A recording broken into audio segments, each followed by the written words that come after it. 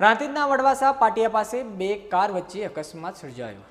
નમસ્કાર, આપ જોઈ રહ્યા છો બીજી ન્યૂઝ ગુજરાતી અને હું છું અલ્પેશ નાયક। સાબરકાંઠા જિલ્લાના પ્રાંતિજના વડવાસા પાટિયા પાસે અકસ્માત સર્જાયો હતો। મળતી માહિતી મુજબ બંને કાર ચાલકો પ્રાંતિજથી અમદાવાદ તરફ જઈ રહ્યા હતા। આ દરમિયાન વડવાસા પાટિયા પાસે રોડ પર એકાએક ગાય દોડી આવતા આગળ જઈ રહેલ કારના ચાલકે અકસ્માત ટાળવા માટે અચાનક બ્રેક મારી હતી, જેને પગલે પાછળ આવી રહેલ અન્ય એક કાર આગળની કાર સાથે ધડાકેભેર અથડાઈ હતી।